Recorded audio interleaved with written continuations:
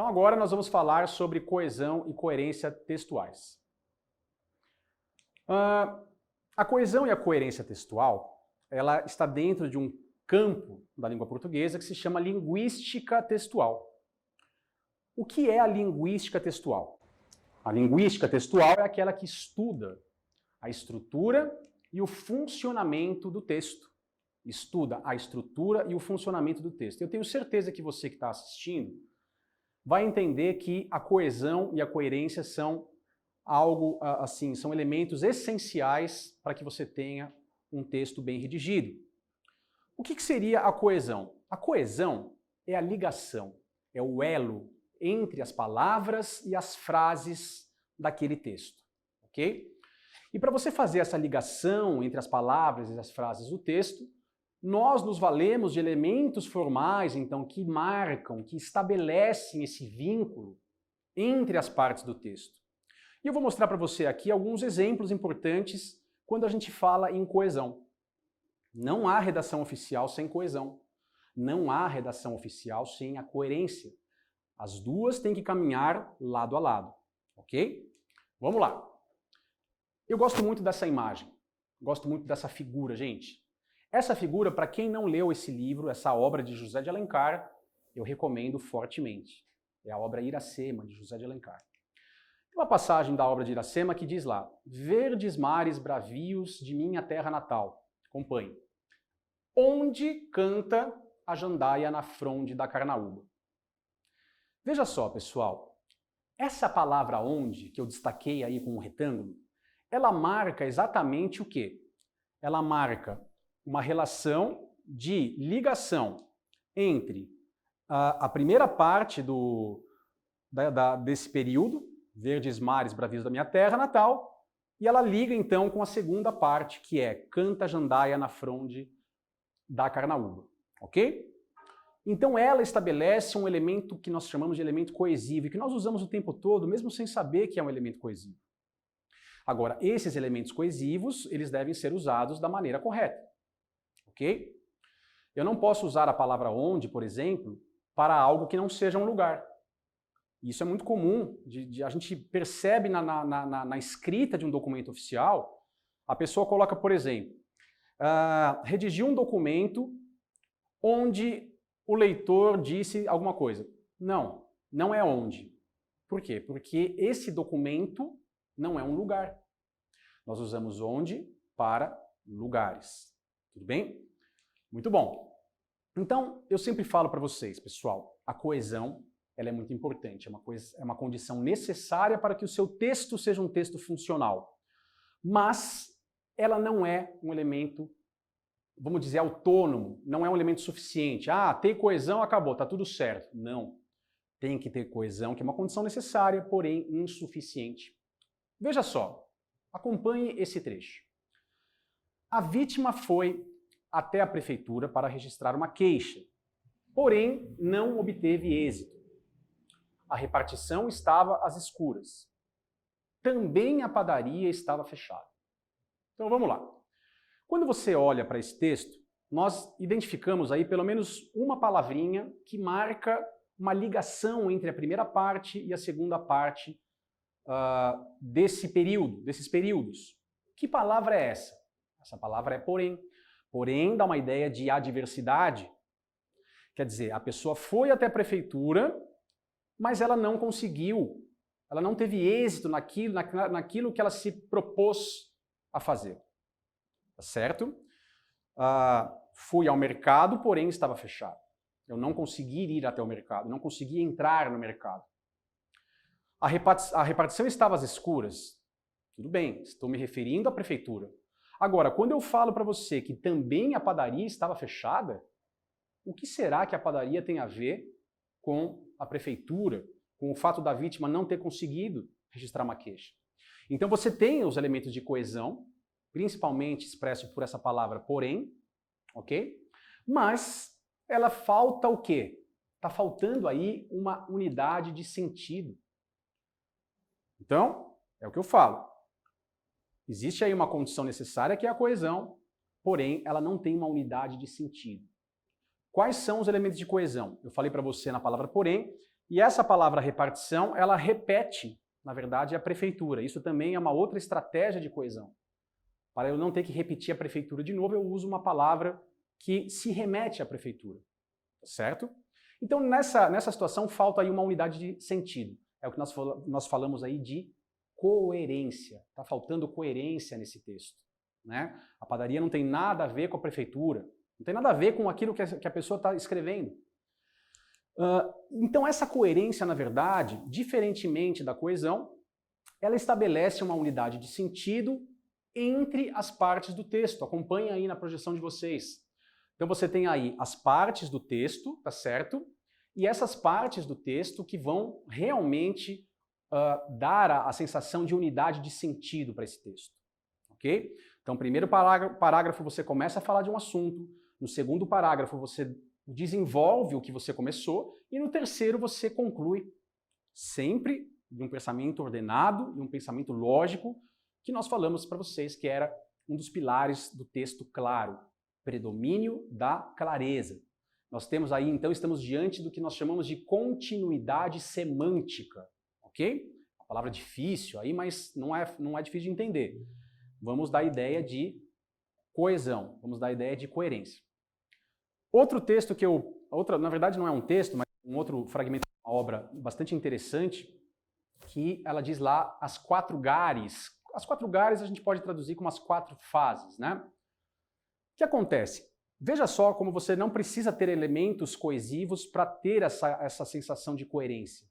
Quando você lê esse texto, o que a gente percebe aqui? Nós percebemos assim, você tem a infância, tá certo? Como sendo a primeira gare, a primeira fase da vida, em que o escritor ele coloca lá o camisolão, o jarro, o passarinho, tá certo?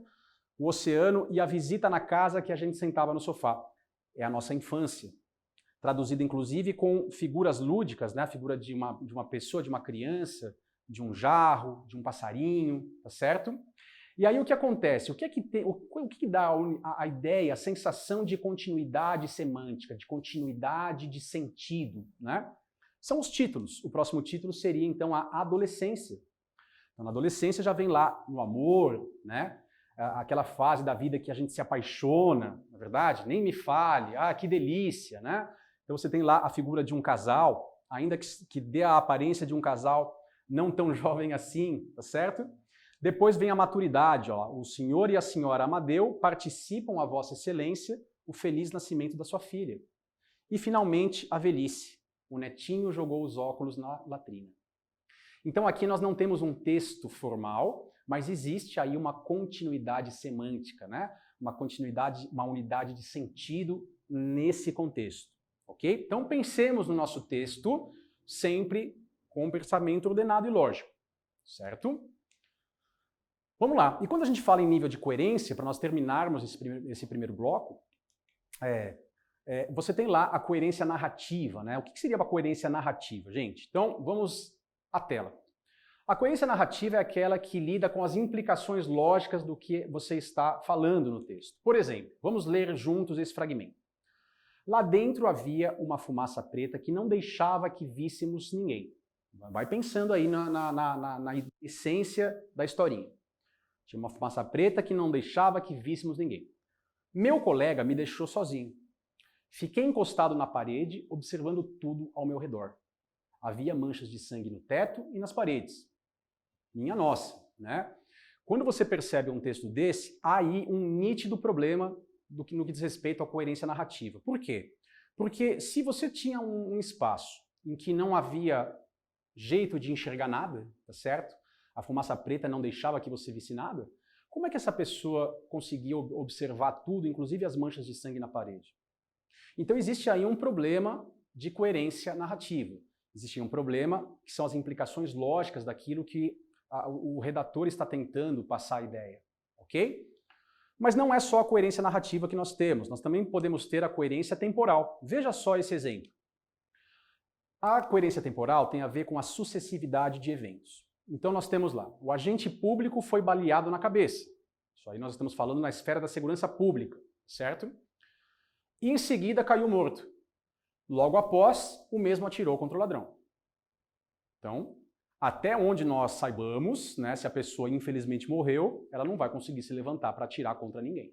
Então existe aí um problema de coerência temporal, que é claro que é um exemplo muito, vamos dizer, agudo, né? Mas guardadas as devidas proporções, muitas vezes no texto existem problemas de sucessividade de eventos. Okay? Então precisamos também nos ater a esse fato da coerência temporal. A coerência espacial, né, que tem a ver com a localização. Então, embaixo do único lustre, colocado bem no meio do teto, os colegas de trabalho, amigos, esse amigos acho que está mais aí, conversavam animadamente. Quando o chefe entrou, todos pararam de falar, mas ele não se importou, foi também postar-se embaixo do lustre num dos cantos da sala. Ora, se você tem um lustre que no começo do texto, lá que estava bem no meio do teto, como é que o indivíduo foi postar-se embaixo do lustre num dos cantos da sala? Então existe aí de novo um problema de coerência, nesse sentido aí a coerência espacial que foi notada aí pelo leitor. A coerência de linguagem. Eu já te dei um exemplo lá no início da aula e agora eu vou formalizar o conceito para você. Quando a gente fala em coerência de linguagem, é o uso do léxico, do tipo de palavra, de forma, né, o nível de linguagem, a variação linguística que a gente usa dentro do fragmento do texto. Tem a ver com as estruturas sintáticas do texto. O leitor começa lá com um texto bastante formal e ele termina de uma forma absolutamente informal. Ok? Por exemplo, vamos imaginar que você seja um diretor de uma repartição, vamos imaginar, ou então que você seja o prefeito, e você precisa se comunicar com o governador do estado, certo? Então você começa lá, excelentíssimo senhor governador. Então, essa parte, excelentíssimo senhor governador, para vocês começarem a se habituar, que a gente vai falar disso mais para frente, isso chama-se vocativo. Esse é o vocativo adequado quando nós lidamos com um chefe de poder. Chefe de poder, nós tratamos como excelentíssimo senhor fulano, ok? Muito bem. Aí ele diz assim, ó, tendo tomado ciência da interdição de parte do nosso prédio, venho à presença de Vossa Excelência, veja só, Vossa Excelência, pronome de tratamento adequado, até aí está tudo adequado. Comunicar a necessidade de realocação da sala 2 para o pavimento térreo, e aí ele começa, percebam a diferença, antes que aconteça uma desgraça e caia tudo em cima das nossas cabeças. Percebem a diferença da coerência de linguagem aí? Então, ele começou lá muito formal, de uma maneira correta, e terminou o texto de uma maneira absolutamente fora do padrão formal. Ok? Então é o que a gente chama de coerência de linguagem. Resumindo, para a gente arrematar essa parte, a coesão faz o elo entre as palavras, entre as expressões e entre as frases. E a coerência ela vai te dar uma relação entre as partes do texto, vai te dar uma unidade de sentido no texto todo. Ok? Quando eu tenho a coesão, quando eu tenho a coerência, nós temos tudo para ter o que nós chamamos de progressão textual. O que vem a ser a progressão textual? Progressão textual é aquela na qual nós construímos o nosso texto e nós vamos adicionando informações novas a esse texto de uma maneira que não seja redundante, de uma maneira que eu não faça repetições daquilo que eu já falei, daquilo que eu já escrevi, ok? Olha só o exemplo, para a gente fechar. O secretário começou a proferir o seu discurso. O discurso foi iniciado. E quando começou a falar, certo? Então, ou seja, ele está dando volta. Ele está falando 3 vezes a mesma coisa. Ele já falou no início do período que o secretário começou a proferir o discurso. Depois ele repetiu que o discurso foi iniciado. E depois ele repetiu de novo. Esse é um fragmento que não tem progressão textual. E eu digo e repito para vocês, nos documentos públicos, muitas vezes nós percebemos textos que não têm progressão textual. Como que eu posso resolver isso? Posso resolver de uma maneira muito simples. O secretário começou a proferir o seu discurso no momento em que todos ficaram atentos. Ponto. Eu consegui dar o recado usando um menor número de palavras. Portanto, eu me vali aí da economia linguística. Isso é progressão textual. O primeiro trecho não tem progressão textual e o segundo trecho tem progressão textual. Ok? Então, nessa parte nós estudamos os seguintes aspectos. Estudamos a importância de escrever bem, Nós estudamos também a introdução à redação oficial, que nós vamos continuar a falar nos próximos blocos. Falamos de algumas características importantes da redação oficial. Falamos também sobre algumas regulamentações e falamos na coesão e na coerência. Ok?